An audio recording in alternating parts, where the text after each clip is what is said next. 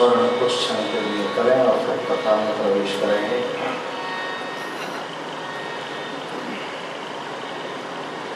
मैं राधा वल्लभ की, राधा वल्लभ मेरे, मैं राधा वल्लभ की, मैं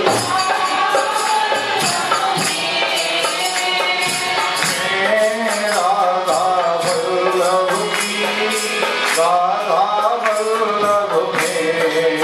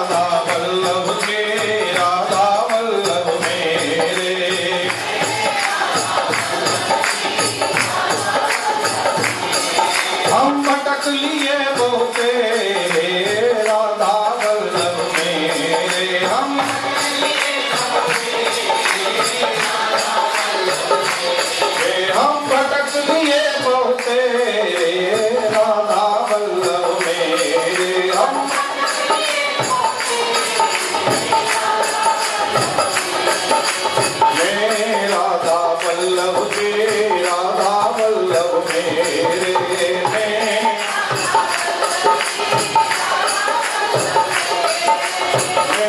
राधा वल्लभ के राधा वल्लभ मेरे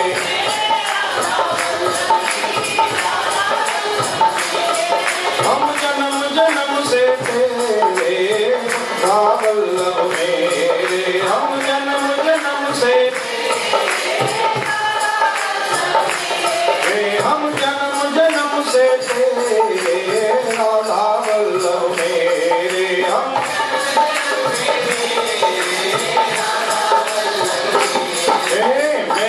राधा वल्लभ के राधा वल्लभ मेरे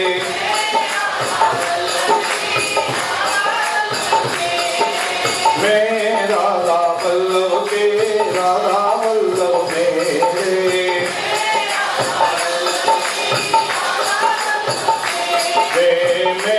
राधा वल्लभ के राधा वल्लभ मेरे राधा राधा वल्लभ के राधा वल्लभ मेरे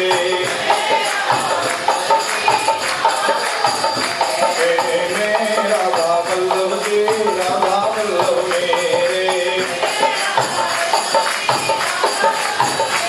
मेरे राधा वल्लभ के राधा वल्लभ मेरे राधा वल्लभ की राधा वल्लभ मेरे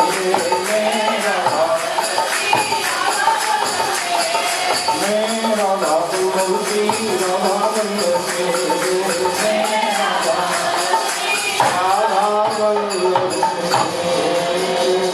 वृंदावन बिहारी जय जय श्री राम जय जय श्री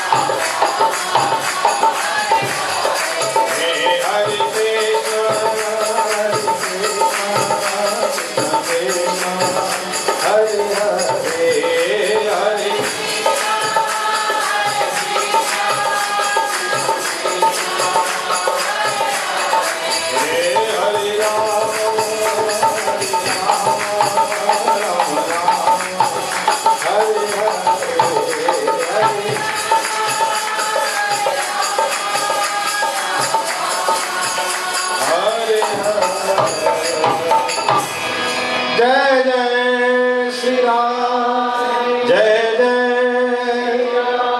जय श्री राम। जैसा कल आपसे निवेदन किया था कि जीव के ऊपर परमात्मा की कृपा होती है, तो जीव को ऐसा सौभाग्य मिलता है कि भगवान की कथा में चल सकते हैं। तो भगवान की बहुत कृपा कि आप सब लोग समस्त कठिनाइयों को पार करके यहाँ तक पहुँचे। जैसा कल आपने श्रवण किया भागवत के महान का मंगलाचरण और मंगल की कथा को 10 श्लोक में भी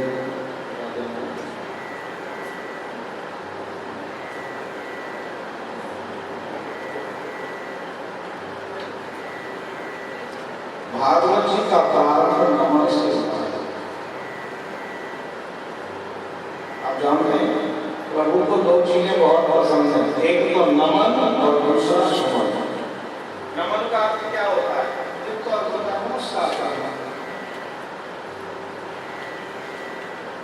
तो हम प्रभु को नमन करते हैं, एक दूसरे को भी करते हैं। एक दूसरे को जो नमन करते हैं, जो अभिवादन करते हैं, जो नमस्ते करते हैं, जो प्रणाम करते हैं, इसका बड़ा सुंदर भाव है। एक तो अपना अभिवादन तो है, अपनी सभ्यता तो है, साथ साथ मैं तो कहूँगा जो प्रभु को नमन करते हैं वह प्रभु हम आप सबके अंदर विराजा हुआ है। तो हम व्यवहारिक के साथ साथ अंदर बैठे हुए उस परमात्मा को ही नमन कर रहे हैं, ऐसा भाव है। और आप जानते हो भगवान को नमन करने से प्रणाम और तम नमामि हरिं परम, उस परमात्मा को नमन करने से सारे जगत दूर हो जाते हैं।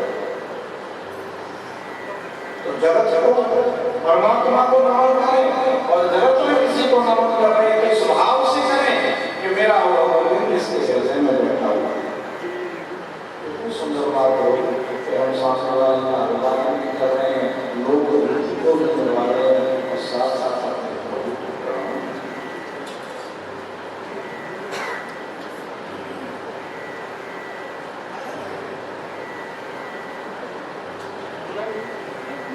तो नमन भगवान को प्रणाम, एक नमन का एक दूसरा अर्थ होता है न मन, मां को अलग कर दो, मन को अलग कर दो। मतलब न मन है, अगर मन नहीं तो क्या गया था?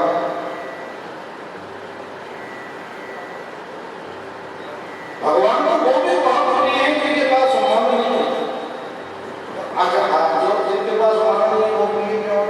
क्योंकि मन ही तो मेरे रहने को फंसा के रखता है, बैठे का कथा में अपने ध्यान में रखता है। 2 घंटे की कथा में 20 बार काम जब लेते हैं कब विराम होगा? क्यों? क्योंकि मन खींच रहा है। इसलिए भगवान को भोग नहीं है जिनके पास मन नहीं है। मन है तो उसको करेगा, तो वही करे जो गोपियों ने किया था। गोपियों का मन था तो सही है, लेकिन उनके पास नहीं। उन्होंने बड़े उपदेश सुनाए, अरे मन से चिंता करो, गोपियां होगी, मन हो तो उधर कितने होते हैं? उधर मन रहे एक सो गयो श्याम, अब हुआ नहीं। मन तो एक था, वो भगवान के साथ कृष्ण के साथ चला गया, अपने गोविंद को ले गए, उसको चुरा दिया। तो अब तू कहता है कि मन से उसका स्मरण करो, मन हो तो करेगा।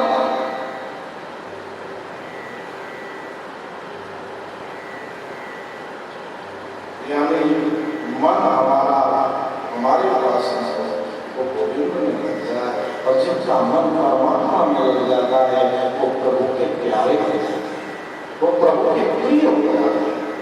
तो हम प्रयास करें कि हमारा मन भगवान को सोचे, क्योंकि ये मन बड़ा काम करता है। मन एव मनुष्याणां कारणं बन्धमोक्षयो गीता में भगवान कहते हैं ये मन ही तो है जो बंधन में डालता है, और ये मन ही है जो मुक्ति प्रदान कर देता है।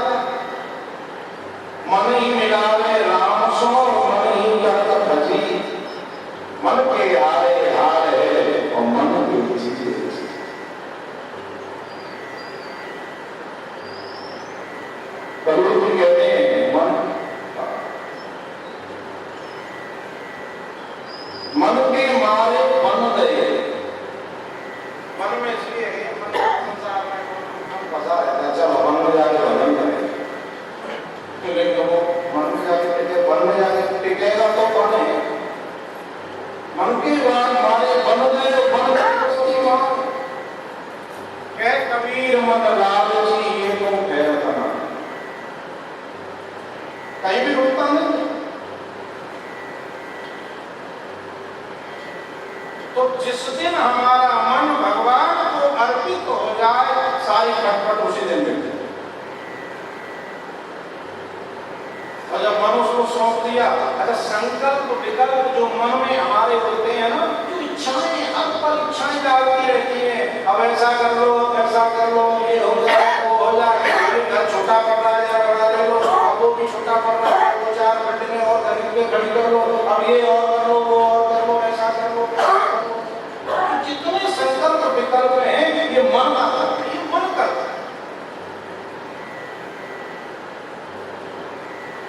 अच्छा ये मन ही जब भगवान का भगवान की ओर हो जाए तो वो है मन तेरा संकल्प विकल्प तो जो तू करा है सो करा, जो तू करा है वो क्या है।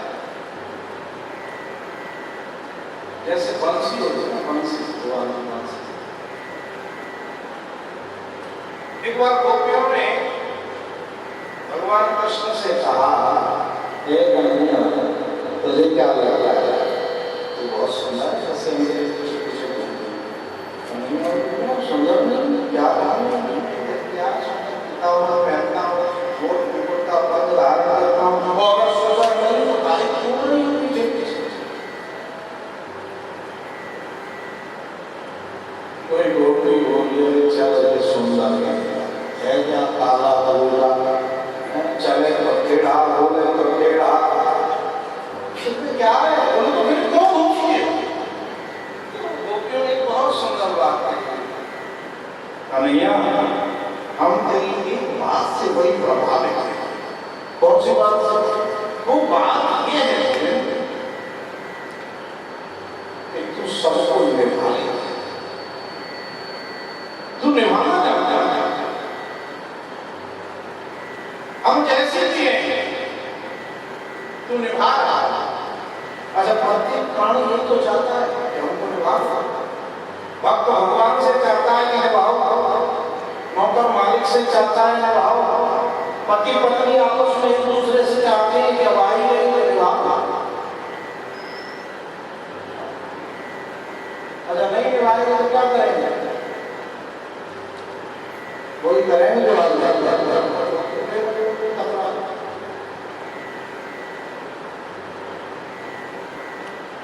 भक्त भगवान से चाहता है कि निभाओ, पिता भक्त से पिता से चाहता है कि निभाओ, और नौकर मालिक परस्पर चाहते हैं एक दूसरे को निभाओ, पति पत्नी एक दूसरे से यही चाहते हैं जीवन भर निभाओ।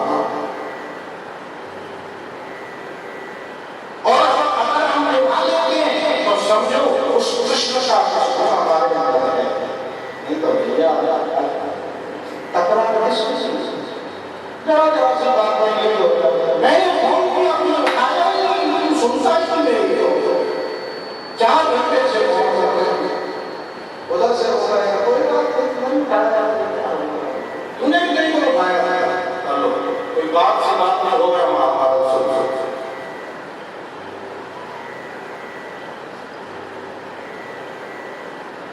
ये निभाना। और जब संबंधों में इस प्रकार से मतलब की तकरारें शुरू हो जाती हैं, कभी तो तकरार उसमें भी कुछ मिठास होती है। शुरू में तकरार कुछ अलग मजा होता है, लेकिन वो कुछ दिन तक रहता है।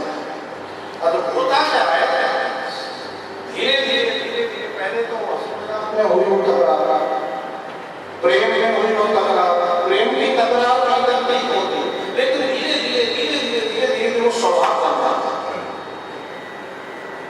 पहले तो एक दूसरे को क्षेत्र के कैसे किया करते थे, फिर वो ज्यादा होने लगा, फिर वो हंसी मजाक कुछ ज्यादा ही होगी, और धीरे धीरे पता ही नहीं लगा कि हमारा वो स्वभाव बन गया। और जब स्वभाव ऐसा बन जाता है तो शुरुआत तो कहीं हाथ पर हाथ से हुई थी, लेकिन वो शुरुआत हमारे जीवन का अंत बना दी। इसलिए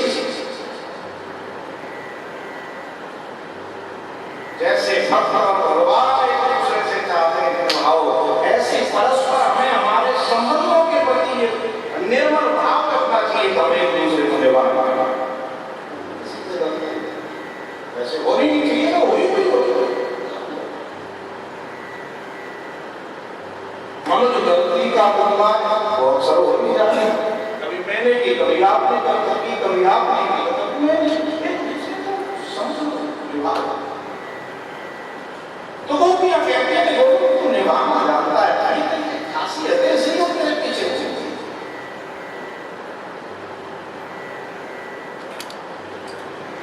अगर गोपियों से एक बार बंसी को ईर्ष्या तो मैंने निवेदन कर रहा था आपको कि हमारा मन है कि भगवान का हो जाए और हम बंसी की तरह हो जाए।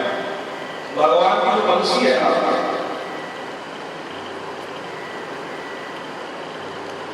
प्यारे बंसी, लेकिन बजनी कैसी है ये बंसी की इच्छा, वो बजाने वाले की इच्छा। इसीलिए गोपियों को बंसी से ईर्ष्या हुई। क्यों नहीं बंसी से बात आता, तुमने ऐसा कौन सा काम किया है जो 24 घंटे भगवान के साथ रहते हैं। तो बंसी कहते हैं कि हमने तो ऐसा कोई गुण है, उन्होंने कुछ तो होगा तो बताना नहीं चाहती, बता तो सही आखिर तूने ऐसा क्या पुण्य किया, तुझमें ऐसा कौन सा गुण है जिस गुण के प्रभाव से कृष्ण तुझे हमेशा अपने अधरों पर पधराए रहते हैं, हमेशा अपने साथ रहते हैं। तो बंसी बहुत सुंदर बात बताओ, मुझे हाँ बताओ। बंसी कहती है देखो मैंने तन कटवायो, मैंने तन कटवायो, मैंने मन कटवायो और ग्रंथिन ग्रंथिन में छिदवायो। बंसी कहती है देखो मैं तो बड़े मस्त अपने परिवार के साथ खड़ी हुई थी और बांस जब काटा गया तो मेरे परिवार से काट के मुझे अलग कर दिया। परिवार को छोड़ने का तो किसी नहीं होता है, लेकिन मुझे काट करके परिवार से अलग कर दिया। एक बात बोलो, गोपियों बोले हाँ बोलो। जब मुझे काटा जा रहा था मैंने काटने वाले से एक बार ये पूछा नहीं कि तू मुझे ले जा करके क्या करने वाला है। किसी मंदिर में ले जाएगा, किसी शमशान में ले जाएगा, किसी घर में लगा देगा, क्या करेगा मेरा। मैंने तो उस ले जाने वाले के ऊपर छोड़ दिया, जहां ले चलोगे वहीं मैं चलूंगा, जहां नाथ रखोगे बस वहीं मैं रहूंगा। ये जीवन समर्पित चरण में तुम्हारे, अब आपको सौंप दिया, जो करना है कर। और उसके बाद ग्रंथिन ग्रंथिन में छिदवायो, अपने में छेद कर।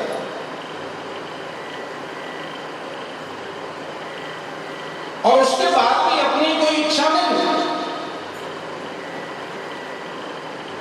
श्याम जैसो चाहत मैंने वैसो ही सो सुनायो।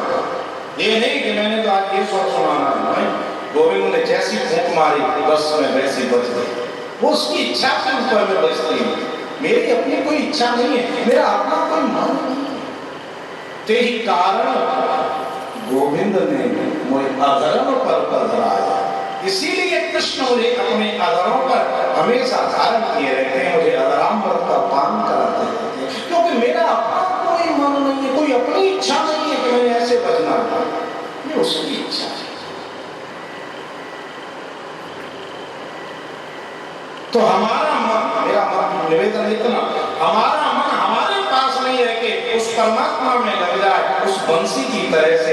हे गोविंद हम तो तेरी बंसी हैं, चाहे तू जैसे बजा ले मुरली हवा, जीवन है तेरी हवा। बहुत सुंदर किसी ने पंक्तियां लिखी, पर जीवन है तेरे हवाले मुरलिया वाले, जीवन है तेरे हवाले मुरलिया वाले,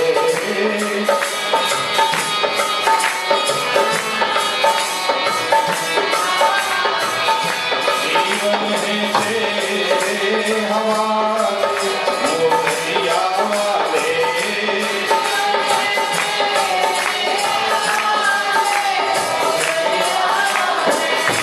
जीवन है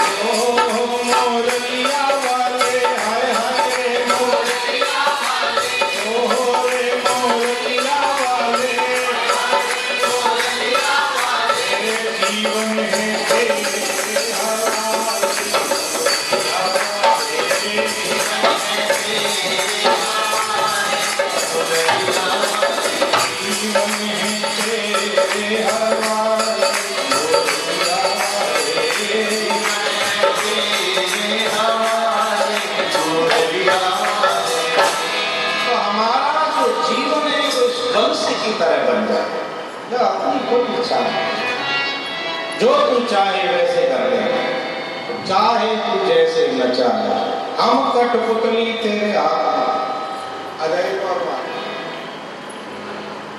अगर हम न नाचे उसके इशारे पर, उसकी इच्छा के विपरीत चल सकते हैं, कुछ कर सकते हैं। अरे मन तो हमारे बहुत संकल्प विकल्प करता है, पता नहीं हम जाने क्या क्या सोचते हैं, क्या क्या करना चाहते हैं। होता है क्या? नहीं होता ना। तो वैसे कितनी सरल बात है और कितनी अच्छी बात है। मन से हम सोचते ही रहते हैं, जब हमारे मन की सोची होनी ही नहीं है तो काय की झंझट में फंसे। उस मन को ही सोच लो, तो ही संभाल। चाहे तो जैसे जब होना वो ही है जो वो चाहेगा। सब आप लोग गाया करते हैं ना, तेरी सत्ता के बिना हे प्रभु मंगल मूल, तो पत्ता तक हिलता नहीं, खिले कोई फूल। जब एक पत्ता भी नहीं हिलना है बिना उसकी मर्जी के, तो हम काय की झंझट में फंसे। अपना मन समझो, तो जो चाहे सो करा, बस तू प्रेरणा देता रहे और हम करते हैं, उसी दिन सुखी हो जाए। वृंदावन के एक महात्मा कहा करते थे, मैं सबसे दुनिया में सबसे खुश रहने वाला प्राणी। बोले क्यों? बोले संसार में वही होता है जो हम कहते हैं, जो हम चाहते हैं। क्या मतलब? बोले हाँ, हम चाहें वर्षा हो तो वर्षा होती है, हम चाहें धूप निकले तो धूप निकलती है। मतलब दुनिया में वही घटना घटेगी जो हम चाहें। तो हमसे जो ज्यादा प्रसन्न कौन हो सकता है? किसी दूसरे महात्मा ने कहा, महाराज तो ज्यादा नहीं छोड़ रहे, थोड़ी कम करो। भला ऐसा कैसे हो सकता है जो आप चाहें वही हो? बिल्कुल वही होता है, इसके अलावा कुछ हो ही नहीं सकता। जो आप चाहोगे वही होगा। अच्छा तो आप चाहते क्या हो ये बताओ? बोले हम वही चाहते हैं जो भगवान चाहते हैं, इसके अलावा हमने आज तक कुछ चाहा ही नहीं। मतलब हमारा मन और कोई संकल्प करता ही नहीं और कोई इच्छा करता ही नहीं, बस उसकी इच्छा में हमारी इच्छा है। जब तो इसका मतलब ये हुआ कि जो हो रहा है उसकी इच्छा से हो रहा है, और जो हो रहा है जो भगवान की इच्छा की हमारी इच्छा है। अगर ऐसा हमारे मन में बैठ जाए तो बताओ आप उसी क्षण सुखी हो गए कि जो हुआ बहुत अच्छा। यानी हर परिस्थिति में हम भगवान की कृपा समझे। माया चलने लगा तो भगवान की कृपा, नहीं चल रहा तो भगवान की कृपा। अगर ऐसा मन में बैठ जाए और ये व्यवहार में आ जाए, सारा झंझट खत्म, कोई टेंशन नहीं। फिर तो हाल ही हमारा लेके बैठो तो बढ़िया, नहीं बैठो तो अच्छे। जैसे नचा रहा है वैसे नाच रहे। अच्छा एक बात बताओ, ये झंझट मिट जाएगा नहीं लगा ऐसा हो जाएगा अगर उसकी इच्छा में हमारी इच्छा मिल जाए। तो हम प्रयास करें कि जो हमारा मन है वो भगवान में अर्पित हो जाए और हम नमन हो जाए, हमारे पास मन है ही नहीं। और मैं वो निवेदन कर रहा था कि जिसके पास मन नहीं होता भगवान उससे बहुत प्रसन्न रहते हैं और वो भगवान का प्रिय बन जाता है, क्योंकि ये मन फिर संसार में झंझटों में जो फंसा के रखता है ये मन है। अच्छा इसका मतलब ये मत सोच लेना घर गृहस्थी छोड़ के चल रही है, ऐसा बिल्कुल नहीं कह रहे। कभी कभी वो विपरीत भी असर हो जाता है प्रवचन।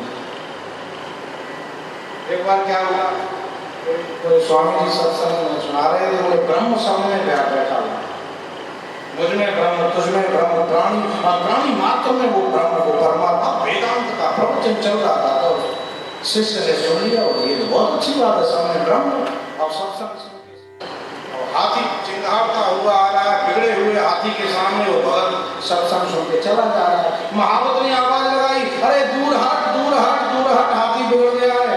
और सत्संग वेदांत का प्रवचन सिर पे चढ़ा हुआ था, बोला नहीं नहीं इसमें तो ब्रह्म बैठा है, अब इसमें भी ब्रह्म मुझ में भी ब्रह्म, तो एक ब्रह्म दूसरे ब्रह्म का करेगा।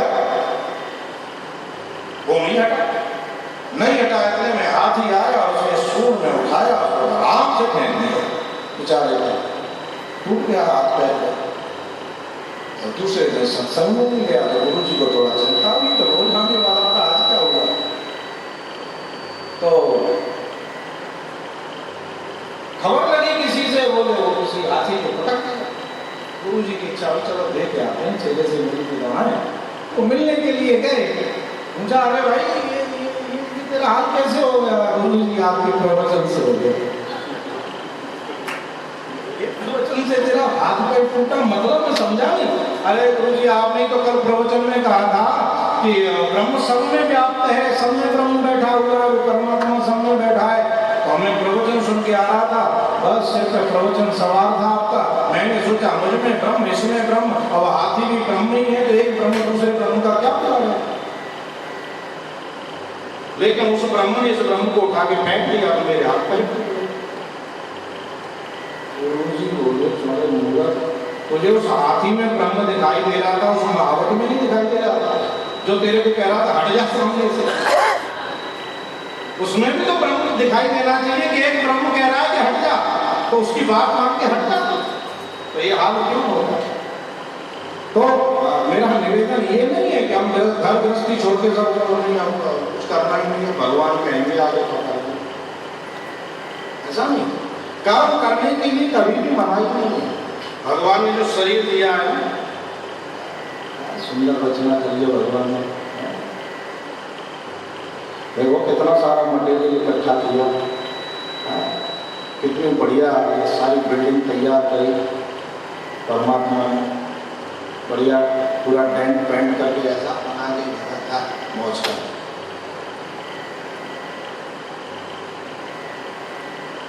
तो इसलिए जो परमात्मा ने ये शरीर दिया है ना, जो जो जो हाथ पैर दिए हैं, तो हमें कर्म करने की शक्ति दी, सोचने के लिए बुद्धि दी। तो सब कुछ करते रहे, अकर्मण्य होकर बैठना तो अपराध होगा।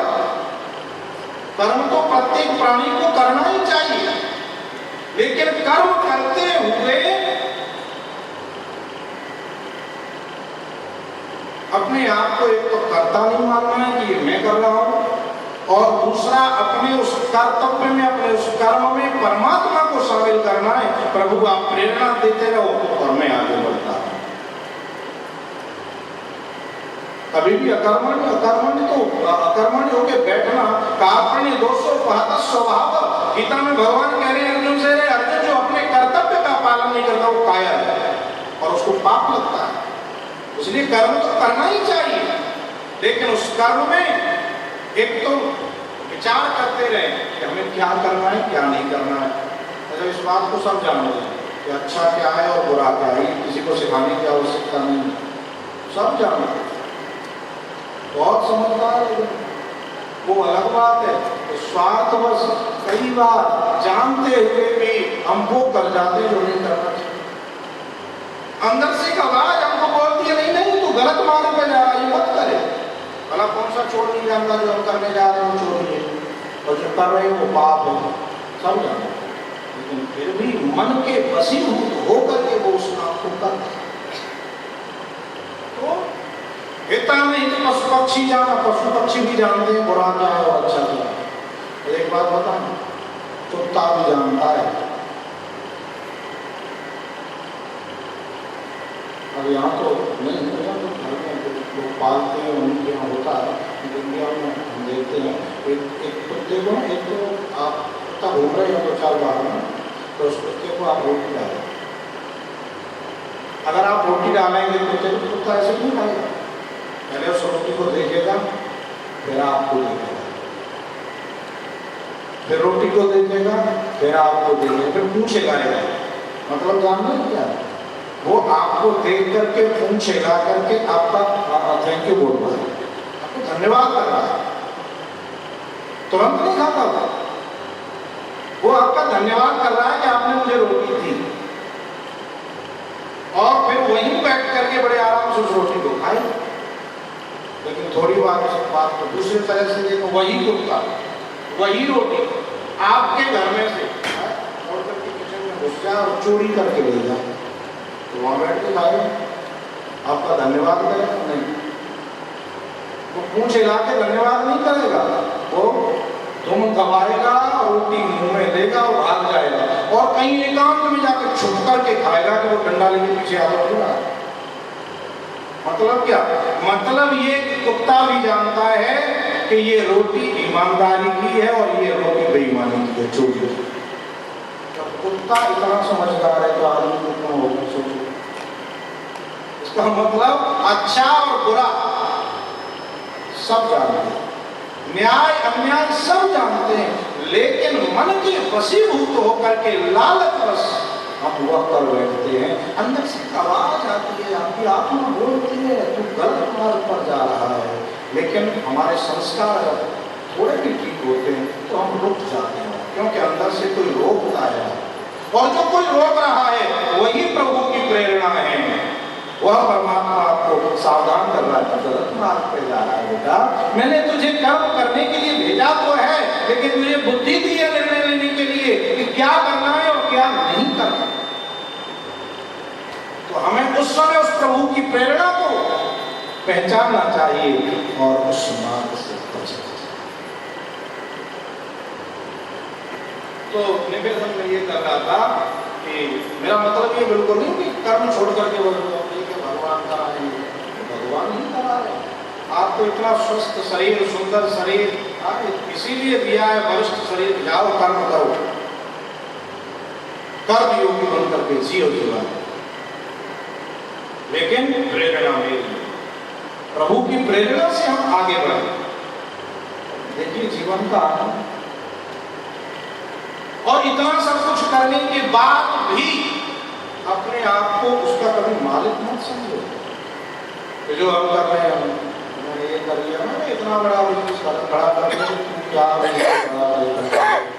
मैं तो अपने शरीर पे खड़ा हुआ है, पैरों में यही बहुत है। ये भी उसकी कृपा है। ये जो कुछ हो रहा है करने कराने वाले तो परमात्मा है। इस बात का हमें हमेशा ध्यान रहना चाहिए, दिल में ये बात बैठ जानी चाहिए, सब करने कराने वाले मेरे प्रभु हैं। तो भाई उसकी बात पे कि हम अमन होकर के रहे, यानी मन हमारा है, सब पर प्रभु को सौंप दिया है। अब प्रभु जो आप चाहो वो चाहे तो जैसे न चाहे। मैं कह रहा था नमन और सुमन भगवान को बहुत प्रिय है, तो नमन तो बोल दिया, सुमन और बोल दिया, मुझे लगता है इस बात की कथा पहले सोच जो पूरी हो जाती का साधन। ठीक है, क्रम तो कई बार मैं आपको सुना देता हूँ, प्रयास करते हैं और आगे बढ़ाने का। अब एक कथा तो गंदा है और अपनी मर्जी से कहती है। हम तो आज सोच के ये बैठे थे कि आज कथा ऐसा कोशिश करेंगे कि 2 दिन की कथा आज ही पूरी कर देंगे, जिससे फटाफट परसों कृष्ण जन्म कराएं, धूम मचाएंगे, गाएंगे, नाचेंगे, तो बहरेंगे तो कोई बात नहीं। क्योंकि देखिए कथा का तो हम जो सुनाते हैं, कई बार सुना चुके हैं, तो ये बात आप सबको ध्यान रखते हैं, सब रखते हैं, हमसे जाते करेंगे। तो ये है कि आप लोगों ने बढ़िया सिंहासन बना के बिठा दिया है, ठीक है, लेकिन इसका मतलब ये नहीं हम ज्ञानी हो गए। बाद में अब ये कथा है, इस क्रम को आप कई बार सुन चुके हैं, तो अब मुझे लग रहा उस क्रम से थोड़ा सा ऊपर उठें और हमारे जीवन में, हमारे व्यवहार में, हमारी क्रिया में ये कथा कितनी आ रही है। तो 23 साल से लगातार हम सुनाते जा रहे हैं, आप सुनते जा रहे हैं। कोई जय कन्हैया लाल की, नंद भया वो भी करेंगे, चिंता वो भी करेंगे। तो पहले श्लोक के साथ कथा इसलिए अटक गई है कि अब कथा चाह रही है, अब हम इस कथा से थोड़ा सा ऊपर उठें और इस कथा को जीवन में कितनी उतर सकती है, हमारे व्यवहार में कितनी आ सकती है। क्या हमारे हम थोड़ा सा अपना देखिए, हमको हमसे ज़्यादा अच्छा कोई नहीं जानता। देखिए हमें कोई शास्त्री जी कहे, पंडित जी कहे, महाराज जी कहे, अरे साहब आप बड़े अच्छे हो, बड़े ऐसे, ठीक है आपको लगता होगा, लेकिन हम कितने अच्छे हैं और कितने बुरे हैं ये हमसे बेहतर कोई नहीं जानता। यही बात आपके ऊपर है। वैसे मेरे लिए तो आप सब बहुत अच्छे हैं और ये सच है, मैं आपको खुश करने के लिए नहीं कह रहा हूँ, मेरे लिए सच में आप बहुत अच्छे हैं। और मेरे लिए मैं यही बात आपसे आशा करना चाहूंगा कि आप अपना आकलन करें कि आप अपने लिए कितने अच्छे हैं। आपसे बेहतर मैं नहीं जानता, तो अपना आकलन करें, आप कितने अच्छे हैं। जो इतने दिन से हम कथा सुन रहे हैं, जो हर संडे को हम सत्संग सुन रहे हैं, प्रवचन सुन रहे हैं, भगवान की कथा सुन रहे हैं, ये हमारे जीवन में कितनी आई, कितने % हमारे जीवन में परिवर्तन आया मंदिर में आने से, कथा में आने से, सत्संग में जाने से। ये हम स्वयं आकलन करें, वो करना घर जाकर करना चाहिए। क्या हमारा व्यवहार, देखिए ईश्वर ने हमको जिम्मेदारी दी है, एक परिवार दिया है, 2 बच्चे, 4 बच्चे, 6 बच्चे, जिसको जैसे दिए हैं वो सब, उनका पालन पोषण, उनको संस्कार देना, उनको शिक्षा देना, ये हमारा धर्म है, ये परमात्मा ने हमें जिम्मेदारी दी है। तो हम विचार करें, हम अपने उन संबंधों के प्रति कितने ईमानदार हैं। जो बच्चों को चाहिए वो दे रहे हैं, जो पति को चाहिए वो दे पा रहे हैं, जो पत्नी को चाहिए वो दे पा रहे हैं। देने से मतलब केवल संपत्ति नहीं कि आप बहुत सारी संपत्ति इकट्ठी करके रखा, मैं उसकी बात ही नहीं कर रहा, वो तो आप तो वैसे ही करो, कर ही रहे हो। क्या हम वो प्रसन्नता एक दूसरे को देते हैं जो चाहिए, जिसका वो दोनों हकदार हैं, संतान भी उसकी हकदार है, पति पत्नी भी एक दूसरे से उसके हकदार है, मिलना चाहिए क्या नहीं? क्या वो समय हम दे पाते हैं? क्या हम अपने संबंधों के प्रति सच में ईमानदार हैं, और अगर नहीं है तो हम कहीं ना कहीं गलत कर रहे हैं। इसका मतलब कथा हमारे जीवन में नहीं उतर रही। हमारे हर व्यवहार में इस बात का ध्यान होना चाहिए कि जो मेरा जीवन साथी है, जो मेरे परिवार का व्यक्ति है, जिसके प्रति मेरी जिम्मेदारी है, क्या मेरे इस व्यवहार से उसको प्रसन्नता है? अगर नहीं है तो हम कहीं ना कहीं गलत हैं।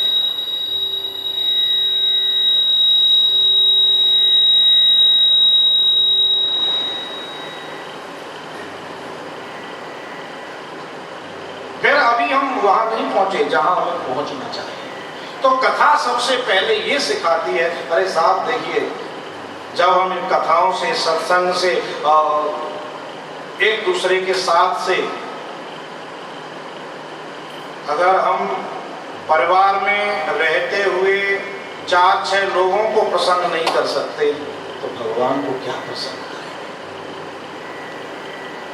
तो मेरा निवेदन ये, अगर आप घर में 4 प्राणी हैं, 5 प्राणी हैं, तो सबसे पहली आपकी पूजा यह है कि एक घर में रहने वाले 5 व्यक्ति प्रसन्न रहने चाहिए।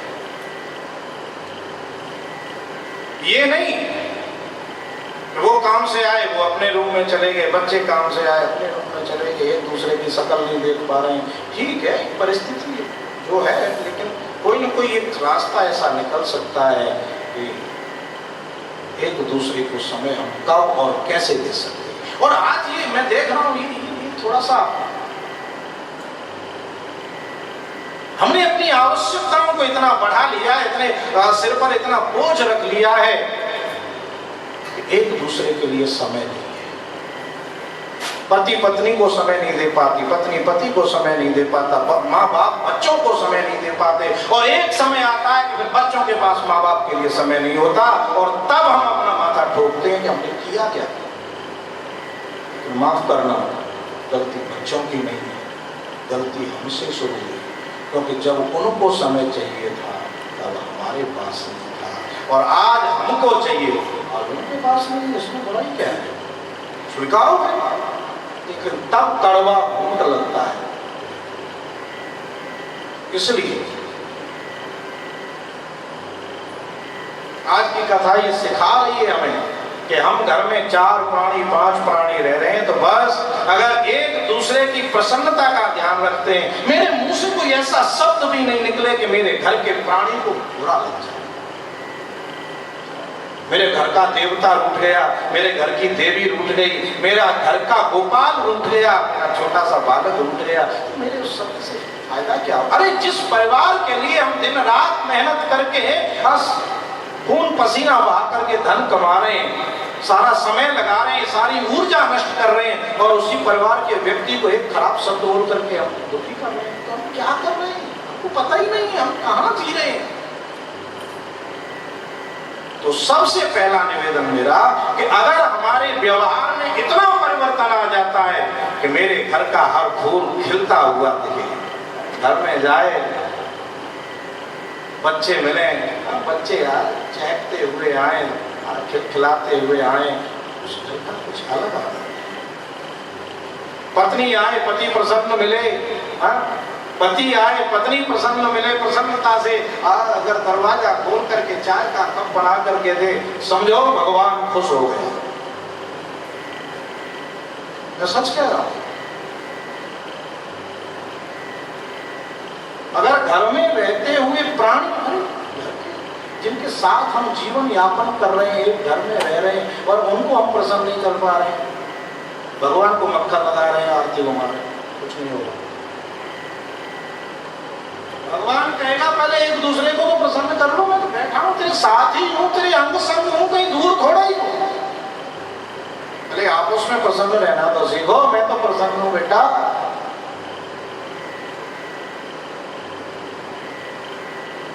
अब चलो कथा नहीं चलती।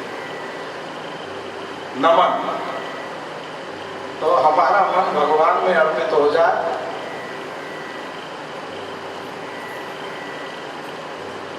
और सुमन, मैं कह रहा था भगवान को 2 चीज बहुत, देखिए ये सारी बातें इसलिए नहीं कि आप लोग तो सब करते ही हैं, ये तो मेरा स्वभाव है। थोड़ा सा वो प्रसंग रहा गया तो मैं बोल रहा हूँ, तो कोई बात नहीं है। आप सब लोग बहुत अच्छे हैं, इस करते ही होंगे, और नहीं करते होंगे तो आज से जरूर करोगे, मुझे बताएं। नहीं भी करना चाहो तो मेरी खातिर कर लेना, मेरी इज्जत के लिए,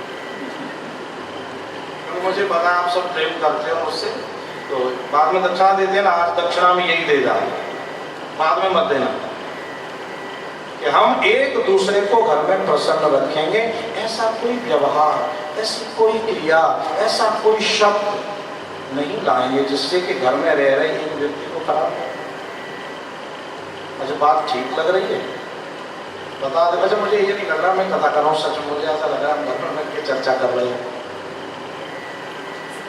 बात ठीक है कि नहीं? ये तो बता दो, अच्छी लग रही है बात? सही है, काम की है ना? काम की है, फिर ठीक।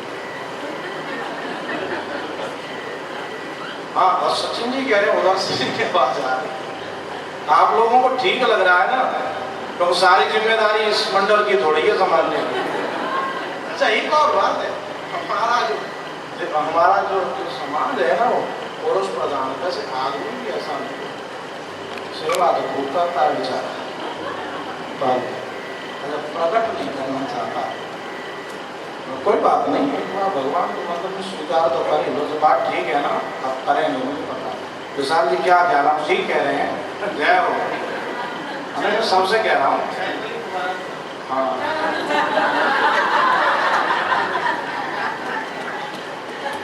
वृंदावन बिहारी लाल की जय। तो हाँ, बात बराबर है, और चाय वाली बात केवल इनके लिए थोड़ी ना, कभी कभी आपको भी देना है। देखिए, ये बात जो जो जो, जो हमारे समाज में है कि पत्नी सेवा करे, बात ठीक है, अच्छा, पति परमेश्वर है, ये भी बात ठीक है, मैं समर्थन करता हूँ। लेकिन अगर पति परमेश्वर है तो पत्नी परमेश्वरी क्यों नहीं? वो भी तो होना चाहिए। अच्छा, ये बात वहाँ के लिए तो ठीक है, भारत के लिए, क्योंकि आदमी घर से काम पे गया और देर में सुबह अपना नाश्ता दे करके, टिफिन दे करके वो फ्री हुई, उन्होंने अपना टीवी चलाया, उनके लिए तो ठीक है। लेकिन वो आप 8 घंटे काम करके आए, वो भी 8 घंटे काम करके आए, फिर आप हम पति परमेश्वर आए हैं, अब हमारी सेवा करो, अरे तो वो भी तो परमेश्वर ही आई है, तू कर ले। एक निवेदन करो, जीवन रूपी गाड़ी के नर नारी दोनों पहिए। आप एक बात बताओ, गाड़ी में पहिए लगे हैं, अगर एक छोटा और एक बड़ा लगा दिया जाए तो गाड़ी चलेगी? नहीं चलेगी। घसीट लो, कब तक घसीट सकते? अगर गाड़ी को बराबर चलाना है तो दोनों पहिए बराबर होने चाहिए। इसी तरह से जीवन रूपी गाड़ी की ये दोनों पहिए हैं और दोनों बराबर हैं, कोई छोटा और कोई बड़ा नहीं। अगर पत्नी को पति का सम्मान करना चाहिए, उतना ही सम्मान की अधिकारी पत्नी भी होती है, तो पति को भी पत्नी का उतना ही सम्मान करना ही चाहिए। अब देख लो, चलो हम कथा में चलते हैं, ज्यादा ही बह गई कथा गंगा पर। तो नमन और सुमन, भगवान को सुमन माने पुष्प, भगवान को पुष्प बहुत प्रिय है, फूल।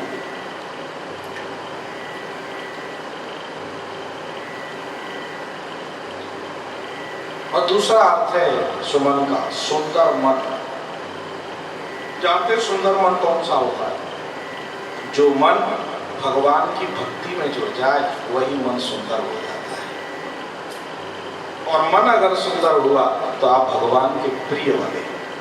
तो ये भागवत जी के प्रथम श्लोक का, यानी महात्मा के जो मंगलाचरण है, उसी में से कल से वो व्याख्या चल रही है। तो आइए हम इससे थोड़ा आगे बढ़ते हैं। बोलिए सच्चिदानंद भगवान की जय। देखिए, महात्मा की कथा है, आज महात्मा तो करीब है 20-25 मिनट। नैमिषारण्य तीर्थ है हमारे यहाँ, भारत में आप लोग गए हों, उत्तर प्रदेश में पड़ता है ये। वहाँ पर 88,000 शौनक आदि ऋषि हैं जो जगत के कल्याण के लिए वहाँ हमेशा कथाएं चलती रहती। आज भी कथाएं चलती रहती 12 महीने, आप जब भी जाओ। तो वहाँ शौनक आदि के 88,000 महात्मा बैठे हुए, उनके बीच में एक सूत नाम के ऋषि आए। सभी ने प्रणाम नमस्कार किया और उनसे निवेदन किया, महाराज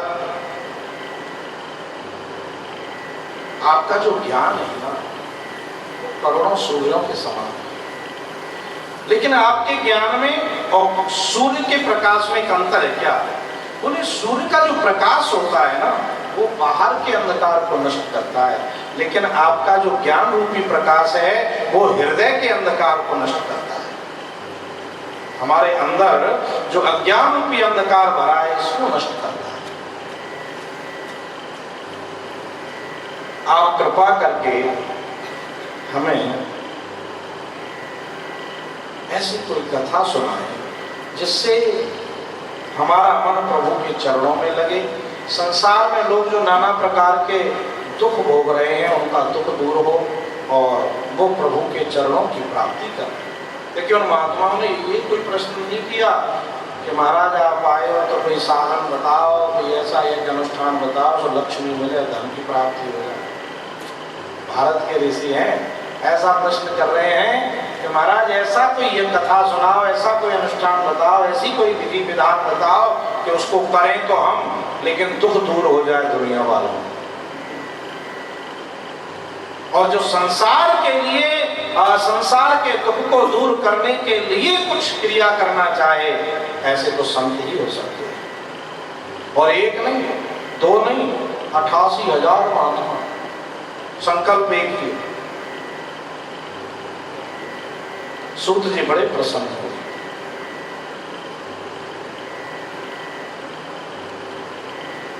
सूत जी प्रसन्न होकर के कहते हैं, ऋषियों मैं आपको वह पावन कथा श्रवण कराऊंगा भगवान की, जिसको श्रवण करने मात्र से भगवान श्री हरि हृदय में आकर के विराजमान हो जाते हैं।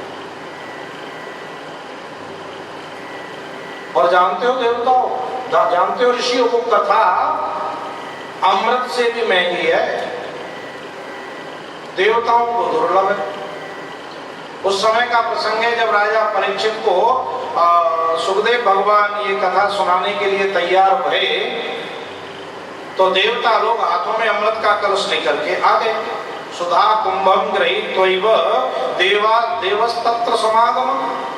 देवता हाथों में अमृत का कलश लेकर के आए, सुखदेव जी को प्रणाम किया, महाराज ये अमृत का कलश हमसे ले लो और बदले में ये कथा अमृत दे दो। राजा परीक्षित को मरने का भय है ना, 7वें दिन इनकी मृत्यु हो जाएगी, ये अमृत पिला दो राजा अमर हो जाएंगे। सुखदेव जी सोचिए, देवता के ये देवता कब से इतने उदार हो गए कि अमृत बांट रहे हैं। लेकिन वो कहते हैं एवं विनिमयो जातो सुधार आज्ञा प्रपीयताम प्रपाश्यामो वयम सर्वे श्रीमद् भागवतामृतम। अदला बदली कर लो, विनिमय कर लो, अमृत ले लो और कथा अमृत दे दो। तो सुखदेव जी बोले अरे ये तो ठग है, अदला बदली तो बराबर की वस्तु में होती है। अरे जितने पैसे की चीज आपने दी उतने पैसे की चीज हमसे ले ली, ये तो अदला बदली है। ये क्या मतलब है कि 1 पैसे की चीज और आप करोड़ों अरबों की चीज उसके बदले में मांगो? ऐसा कौन मूर्ख होगा जो दे दे? सुखदेव जी महाराज ने देखा कि ये देवता इस कथा के अधिकारी नहीं, क्योंकि कथा श्रद्धा से सुनने नहीं आई, कथा को खरीदने आए।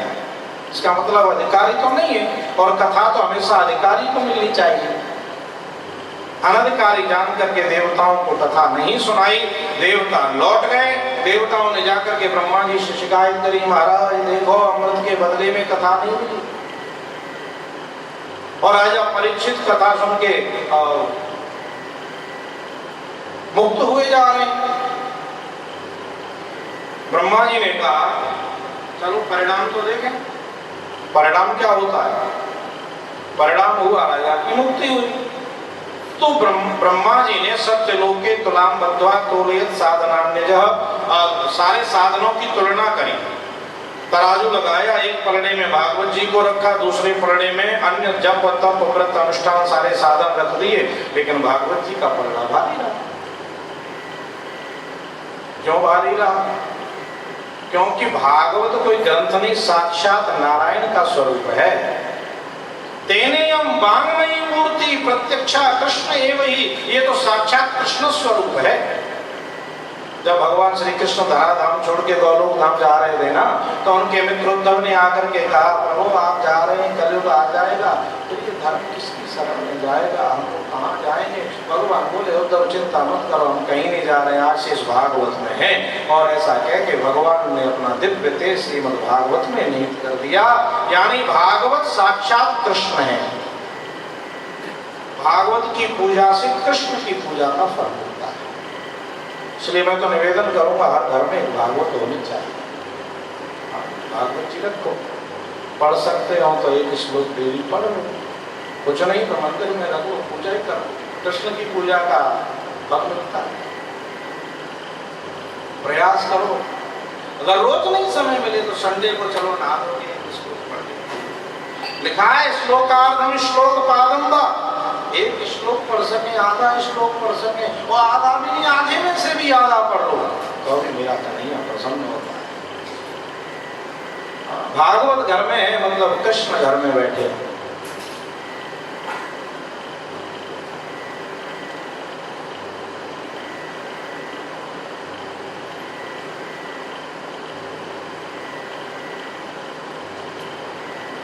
सूत जी महाराज कहते हैं, ऋषियों,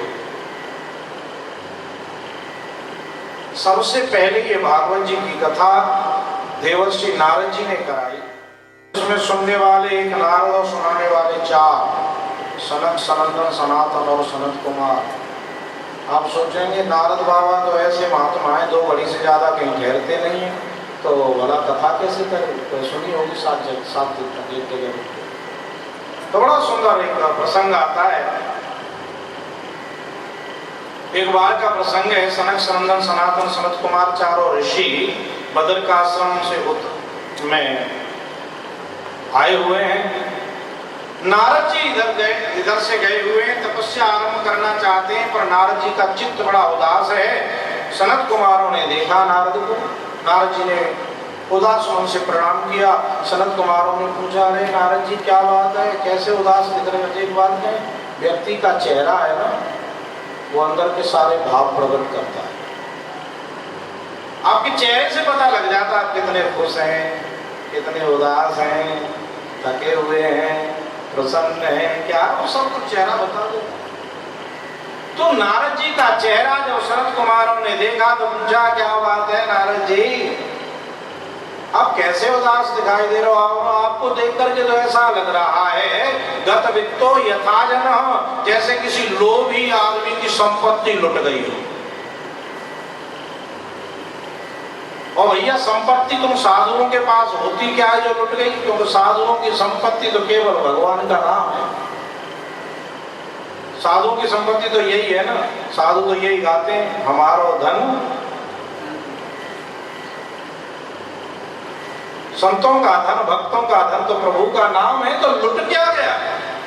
तो नारद जी महाराज अपने कथा सुनाते हैं, बोले भैया क्या बताएं, हम पृथ्वी पर भ्रमण करने के लिए आए, तीर्थों में गए, लगा तीर्थों में जाएं तो शायद कहीं शांति मिले, पर तीर्थों में भी शांति नहीं। पुष्करम, प्रयागम, काशी, गोदावरी तथा सारे तीर्थों में घूमे। फिर हमने सोचा चलो संतों के आश्रमों में चलते हैं, शायद वहां शांति मिले। तो संतों के आश्रमों में गए, वहां भी बड़ा शोरगुल, वहां भी अशांति। हमने सोचा कि चलो गृहस्थों के यहाँ चलते हैं, वहां तो शांति मिलेगी। तो गृहस्थों के यहाँ गए तो फिर क्या देखा, क्या बताएं महाराज।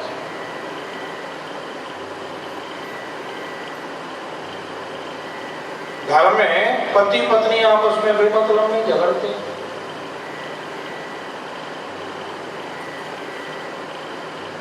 कन्या विक्रयणो लोभा दंपति नाम च कलकलम। लोभ लालच बस आप पुत्र और कन्या का क्रय विक्रय करने लग गए। मैंने देखा कि अब घरों में भी, गृहस्थों के यहाँ भी शांति नहीं है। तो मैं वृंदावन में गया। वृंदावन में जब गया तो महाराज मैंने वृंदावन में जाकर के क्या देखा, घटना घटित हुई वहां। जब वृंदावन का नाम सुना तो संत कुमार जी बोले हाँ हाँ वृंदावन की बात बताओ, वृंदावन में क्या है। वहां पर एक देवी, एक युवती परम सुंदरी यमुना तट पर विराजी हुई है। बहुत सी स्त्रियां उसकी सेवा कर रही थी, दो बूढ़े पुरुष उनके पास लेटे हुए हैं। मैं जब वहां से निकला तो मेरे मन में आया भीड़ भाड़ काय की हो रही, जरा देखूं तो सही। थोड़ी दूर तक उनके पास गया, जैसे ही पास पहुंचने लगा तो मेरे मन में भाव आया स्त्रियों का समाज है, मैं बाबा आदमी के बीच में गया, अभी कोई टोक दे, हम महिलाओं के बीच में तो साधु क्या करने आया है। तो मैं वहां से चलने लगा। जब आगे बढ़ा तो उस युवती ने आवाज लगाई, भो भो साधो क्षणं तिष्ठ मच्चिंता मविनाशय दर्शनो तव लोकस्य सर्वथा घरं परम। साधो क्षण भर के लिए रुक जाओ, मेरी चिंता का नाश करते जाए। आपके दर्शनों से मुझे बड़ी शांति मिली। एक निवेदन करूं, संतों के दर्शन से मन शांत होता है। या ये समझ लो, जिसके दर्शन करने से मन को शांति मिलती हो उसके अंदर संत के लक्षण छुपे हुए हैं। वो चाहे भले ही बाबा ना हो, वो भले ही दाढ़ी मूंछ वाला हो, लाल पीले कपड़े वाला ना हो, कोई बात नहीं। वो भले ही कुछ भी पहनता हो, भले ही गृहस्थी में रहता हो, लेकिन उसके दर्शन से, उसको मिलने मात्र से अगर मन शांत है, मतलब वो संत है। उसके अंदर संतत्व छुपा हुआ है। तो वो देवी कहती है आपके दर्शनों से शांति मिल रही है, मेरी चिंता का नाश करते जाए। नारद जी उसके पास पहुंचे, वो परिचय पूछा, देवी आप कौन है। वो देवी अपना परिचय देती, अहम भक्ति रीति ख्याता है बहु में तनयो मतौ। महाराज मेरा नाम भक्ति है और ये दोनों बूढ़े लेटे हैं, मेरे दोनों बेटे हैं। इसका नाम ज्ञान है, इसका नाम वैराग्य है। नारद जी सोचे नारायण नारायण, भक्ति महारानी कैसे पड़ी वृंदावन। और एक निवेदन करें, वृंदावन में तो भक्ति ऐसे ही पड़ी।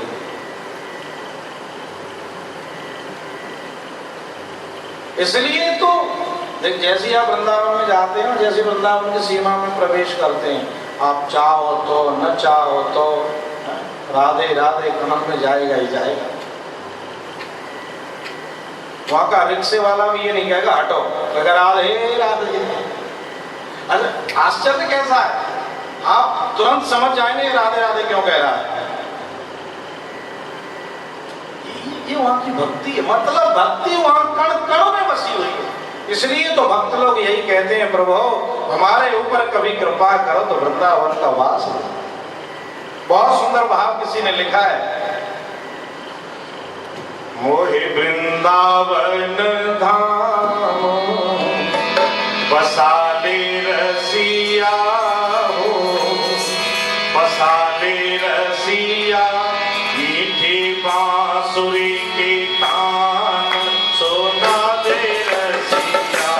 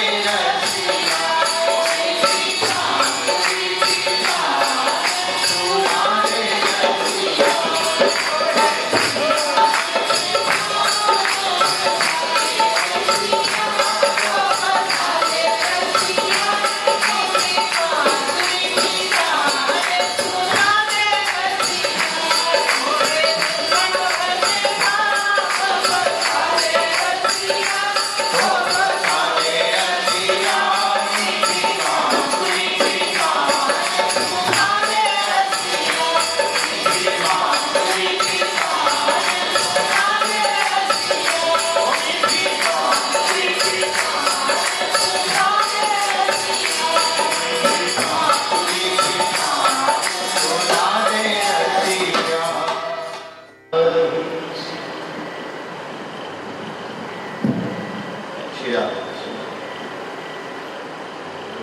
तो भक्ति महारानी वृंदावन में पड़ी थी और नारद जी महाराज ने देखा, सोच रहे संसार में ऐसा देखा जाता है, घटते जरठा माता तरणो तनयावती माता मृत हो पुत्र जवान हो, लेकिन यहाँ तो उल्टा हो गया, माता जवान है पुत्र बूढ़े। अब जहाँ मेरा के दोनों बूढ़े तो भक्ति युवा, भक्ति में परिचय दिया उत्पन्न द्रविड़े जैसे वर्जित कर्नाटक तथा पश्चिम पश्चिम महाराष्ट्र में बुलगेरी चीन काम करता, गुजरात में गई तो मैं भी वृद्ध हो गई। वृंदावन पुनः प्राप्य नवीन स्वरूपिणी, वृंदावन के संयोग से मैं तो युवा हो गई हूँ लेकिन पुत्र बूढ़े। नारद जी ने देखा साक्षात तो भक्ति महारानी को दुखित देखा, नारद जी समझाने लगे, यथा खेदे श्रीमान अहो चिंता तुरा कथम श्री कृष्ण चरणा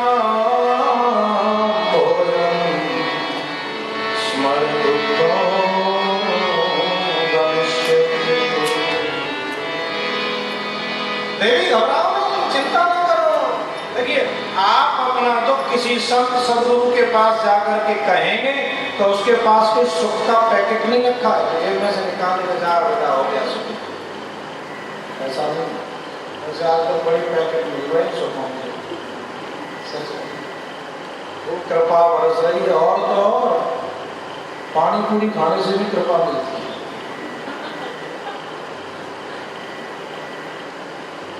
अच्छा लेकिन किसी की निंदा नहीं कर रहा हूँ, तो सब वंदनीय है, लेकिन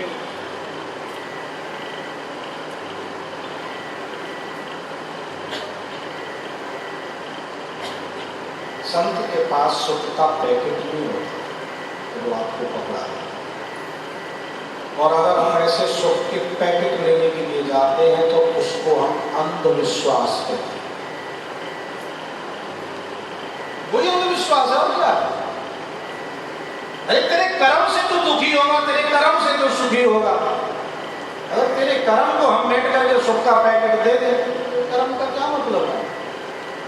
संत सतमार्ग दे सकता है, कोई सत प्रेरणा दे सकता है, कोई रास्ता बता सकता है, बेटा ये रास्ता तो चल रहा था तो ठीक नहीं था इसलिए तो दुखी है, ये रास्ता बदल दे और आगे आए तो कोई बात नहीं, घबराना नहीं। नारद जी वही कह रहे हैं, वृथा के से बेकार में दुखी हो रही है तू, अहो चिंता तुरंत क्यों चिंता कर रही है? फिर क्या करूं महाराज, चिंता नहीं करूं तो?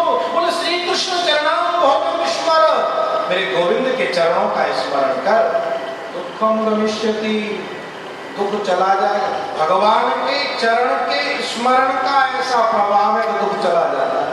आप ही लोग गाते हो, ब्रज के नंदलाला राधा जी के सांवरिया, गाड़ी दुश्मनी मां खराब हो गई। जैसे कुछ गाने की सोचते हो खराब होता है। बहुत देर से कुछ दुख बनाना चाह रहा था, अंदर से कुछ आ रहा, मैं रो के बैठा था। मैं जैसे मैंने गाया और ये गया, ये भी गवास है, कभी कभी रुकती थी, अभी नहीं रुकी तो चला गया, तो पत्थर से ठीक हो गया। चिंता मत करिए, क्योंकि जब जब माइक खराब होता है और सेटिंग ठीक नहीं हो तो एक माइक के साथ जैसे सारे बजते हैं तो चला जाता है, तो कोई मशीन होता है, आप आनंद लो। तो श्री कृष्ण चरणाम भोजम स्मर, भगवान के चरण के स्मरण का ऐसा प्रभाव होता है कि दुख चला जाता है, सारे दुख दूर हुए।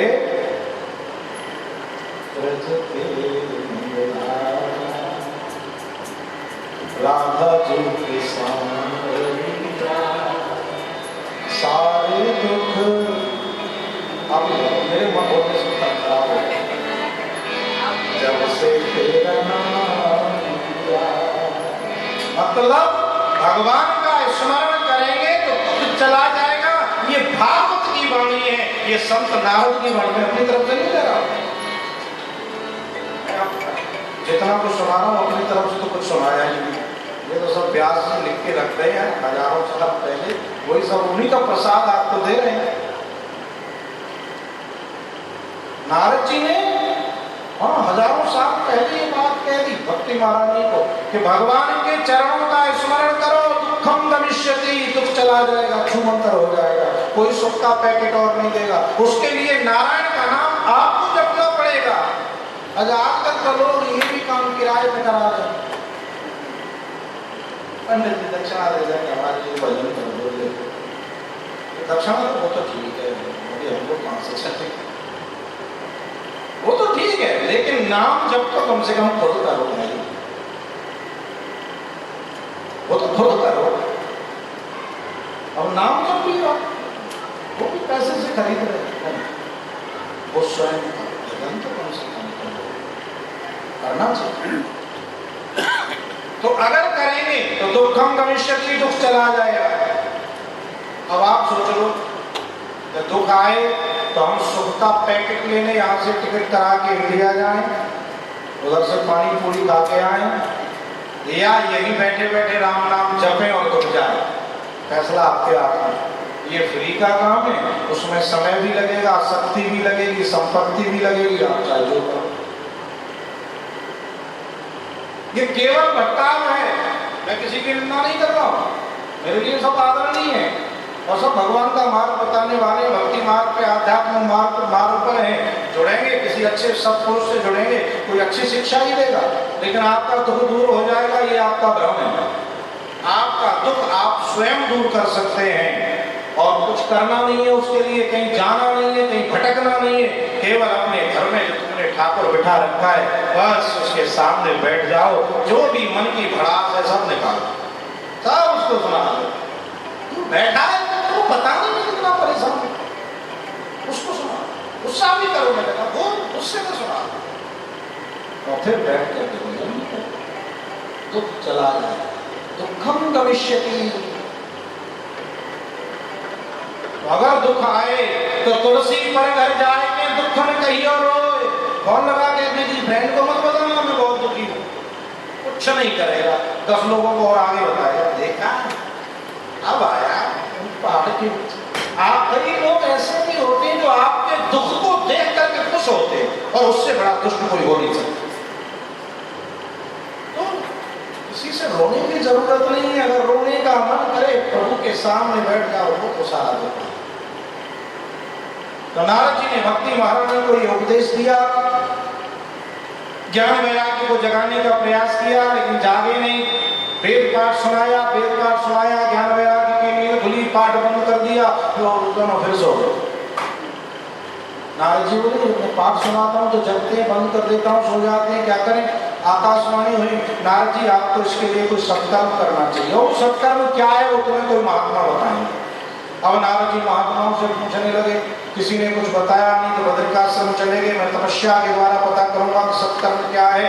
और जैसे ही तपस्या आरंभ करना चाहते हैं, सनक सनंदन सनातन सनत कुमार चारों ऋषियों का आगमन हुआ।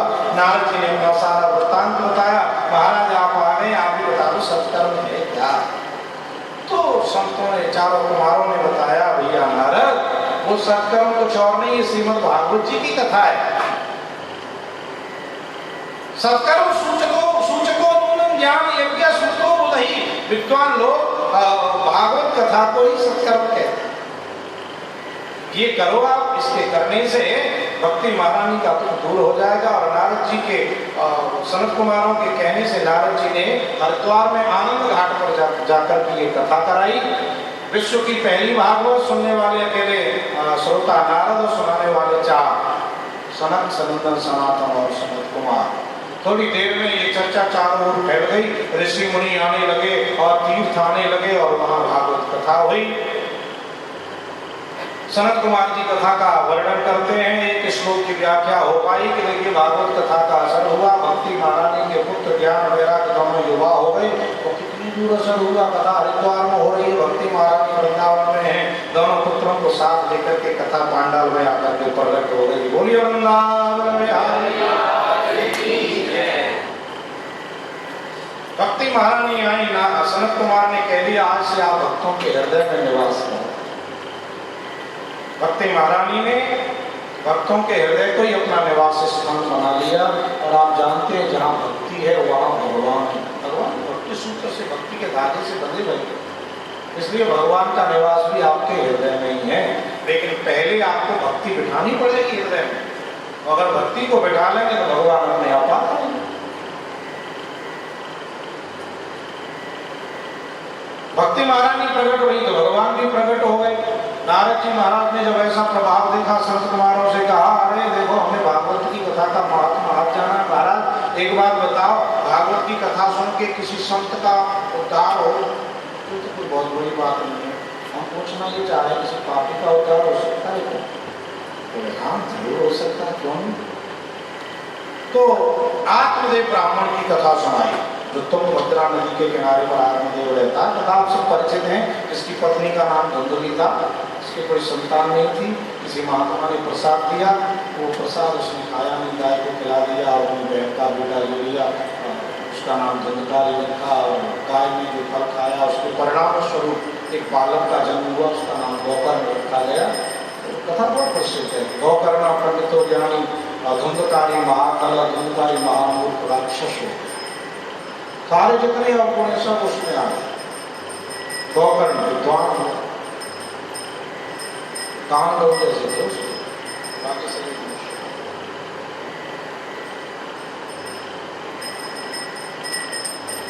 धुंधकारी बचपन से बड़ी दुष्ट प्रकृति का था, जितने अवगुण है सब उसमें आ गए। एक दिन आत्मदेव ने समझाया, बेटा तू एक ब्राह्मण बालक होकर के तुझे तो वेद पाठ करना चाहिए, तू क्या ये उल्टी सीधी चीजें खाता है, जो नहीं खाना चाहिए, जो नहीं पीना चाहिए वो पीता है, क्या तूने अपना जीवन नरक बना लिया है। समझाया तो आत्मदेव का अपमान कर दिया। आत्मदेव दुखी हुए, मेरे ऐसी संतान रोने लगी। देखिए जब संतान नहीं थी तो भी आत्मदेव रो रहा था, और हो गई तो भी रो रहा है। मतलब संतान से सुख मिलेगा ये हमारा भ्रम है। सुख नहीं है संतान में, मिल भी सकता है, मिल भी सकता है, बाकी तो संपत्ति, संतान, संसार ये सुख देने वाले नहीं है। संसार को कहा है दुखालयम शाश्वतम, शाश्वत दुख का घर है, और दुख के घर में सुख ढूंढ रहे हैं तो बुद्धिमान। काजल की कोठरी में कैसो सयानो जाए, एक लीक काजल की लागी है फैलागी है। बढ़िया सफेद कपड़े पहन के काजल से भरे हुए तो हम कोठरी में घुस जाए और फिर हम सोचें ऐसे ही निकल जाएंगे। हो सकता है क्या? उसको कालेमा लेके जाएंगे तो संसार में आए हैं, दुख का घर है, थोड़ा प्रसाद तो मिलेगा, मिले तो फिर रो स्वीकार। तो सुख संसार में नहीं, जगतपति में है, उस परमात्मा में। आत्मदेव दुखी हुए, गौकर्ण ने उपदेश किया और आत्मदेव जाकर के वन में चले गए। धुंधली मृत्यु को प्राप्त होती है, धुंधकारी को वैश्याओं ने मार दिया, प्रेत बन गए। कथा बहुत प्रसिद्ध है। देखिए प्रेत किसे कहते हैं, बस इसी बात को कहकर फिर विराम की ओर चलते हैं, क्योंकि मुझे आपके समय का बहुत ध्यान है, क्योंकि कल आपको जो बुलाना है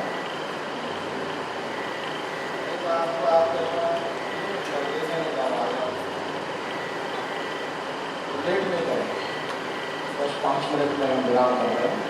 प्रेत किसे कहते हैं?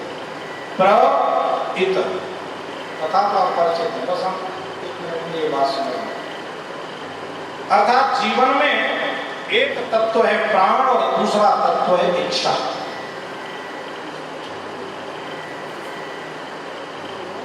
ध्यान से सुनेंगे तो बात समझने भी आएगी और काम में भी आएगी। प्राण और तत्व इच्छाएं। अगर प्राण तत्व रहते रहते इच्छाएं पूर्ण हो जाएं तो समझो प्राणी मुक्त हो गया। अगर प्राण रहते रहते इच्छाएं पूरी हो गई तो समझो तुम स्वतंत्र हो, तुम मुक्त हो, तुम आनंदित हो, प्रसन्न हो। और अगर प्राण चले गए और इच्छाएं पूरी नहीं हुई तो समझो प्रेत है। क्योंकि इच्छाएं, अच्छा देखो, जीवन की शाम होने आ गई, इच्छा बढ़ती जाती है। जैसे बुजुर्ग के पास बैठे जिसने सत्संग से थोड़ा सा संबंध कम रखा हो, फिर देखना उसकी इच्छा, मतलब बुढ़ापे में इच्छा और ज्यादा बर्बाद हो जाती है और ज्यादा जन्म ले लेती है। और वो इच्छाएं अगर पूरी नहीं भई तो समझो जीते जी प्रेत हैं, क्योंकि वो इच्छाएं पीछा नहीं छोड़ती है।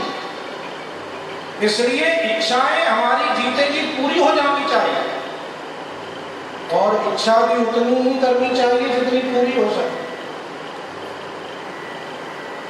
अब हमारी योग्यता तो नहीं है चपरासी बनने की, सोचे प्राइम मिनिस्टर हम ही बन जाए तो देश का भी सत्यानाश करेंगे और अपना तो कर ही गए, प्रेत तो बनी है।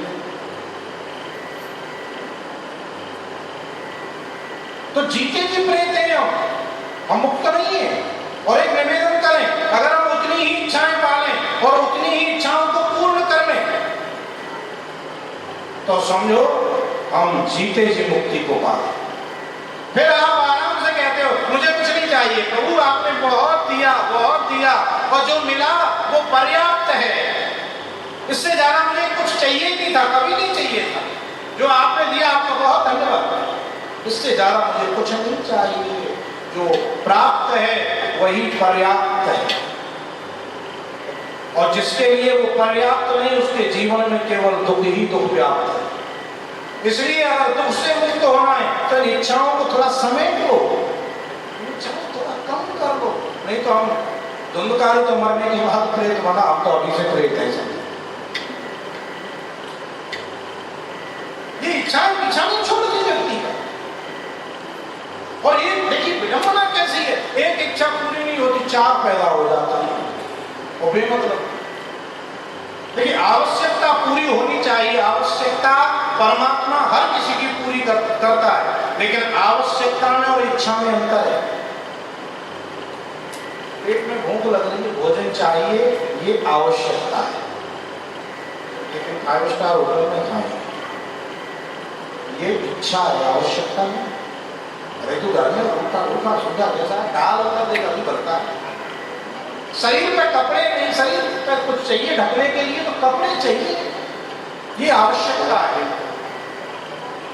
तो जो हमारी सामर्थ्य है उसके अनुसार लाके पहनने, लेकिन ब्रांडेड चाहिए, ये इच्छा है। कंपनी का नाम तो बदलना चाहिए। शरीर क्या कहे, मेरा पर्स अगर थोड़ा ऐसे लोकल ले लिया, ये आवश्यकता नहीं है, ये इच्छा है। तो इच्छाएं सिर्फ उतनी पाली जाए जितनी पूरी हो सकती है, तो समझो हम मुक्त हैं, हम आनंदित हैं, हम प्रसन्न हैं, फिर हमें कोई जरूरत नहीं है कहीं भटकने की, कुछ नहीं। और अगर इच्छाएं पूरी नहीं हुई, इच्छाएं पाली, इच्छाएं पूरी नहीं हुई तो समझो धुंधकारी तो बाद में बना, हम तो आज से ही। इसलिए इच्छाएं सीमित करें और उन्हें पूरी करें, और सबसे बड़ी जो इच्छा है वो हमारे अंदर होनी चाहिए। ये बोलूं अरे इतने साल जीवन चले कब आ गए, अब तो आना। वैसे सबके साथ हम विराम की ओर चलते हैं। गोविंद पुकार लो भाव से,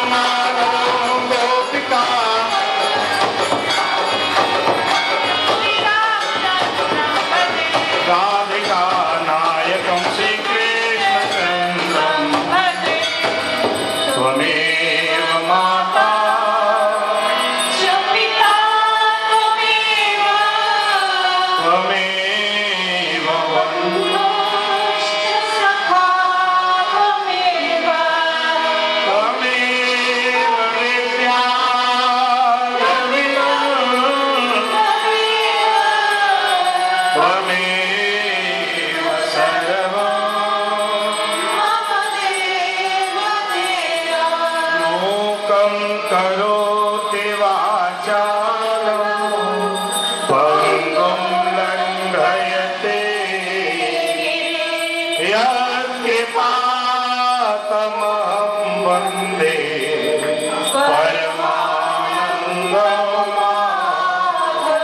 बार बार वरमांगो हरस देव श्रीरंग पद सरोज भक्ति सदा सतसंग सियावर रामावर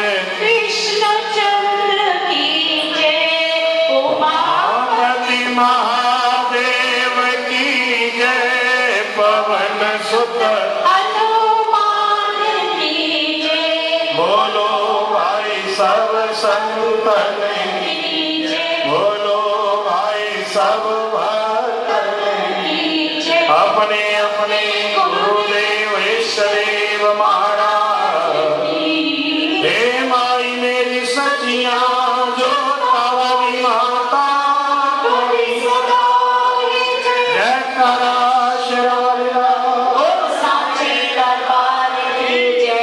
धर्म की अधर्म का प्राणियों में विश्व का गौ माता की भारत माता की कनाडा देश की भागवत भगवान की व्यास भगवान की सुखदेव भगवान की अपने अपने माता पिता गुरुदेव की संध्या सेनारती की आज के आनंद की जय जय श्री राम जो बोले सो निर्भय वो सनातन धर्म की सर्वे भवन्तु सर्वे सन्तु